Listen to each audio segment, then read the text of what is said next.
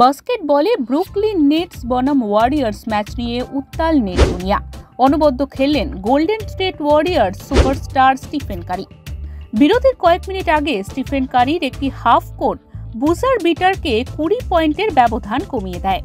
ওয়ারিয়ার্সও শেষ 8টি খেলার মধ্যে 7টিতে জিতে ইতিহাস তৈরি করেছে। ওয়েস্টার্ন কনফারেন্সে 6 নম্বর স্থানে শেষ করে। কারি তার দক্ষ শুটিংয়ে প্রতি ম্যাচে গড়ে 28.3 পয়েন্ট তোলেন।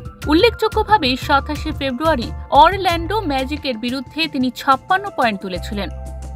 কারি তার শেষ 3টি আউটে প্রতি খেলায় গড়ে 10.7 অ্যাসিস্ট করেন।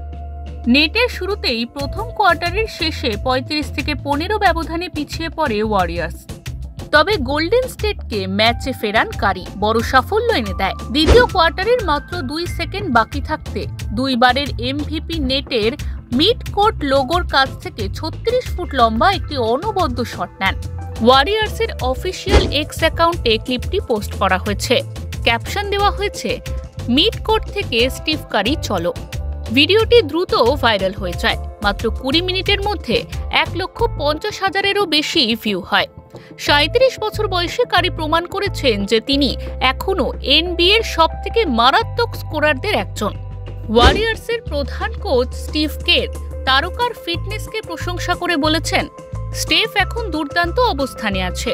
তার হাঁটু কয়েক মাস আগের তুলনায় ভালো করছে, তাই এটি একটি দুর্দান্ত লক্ষণ। এনবিএ প্লে অফ এগিয়ে আসার কারির ফর্ম ভক্তদের কাছে একটি বাড়তি প্রেরণা দিচ্ছে। ব্যুরো রিপোর্ট, ওঙ্কার বাংলা।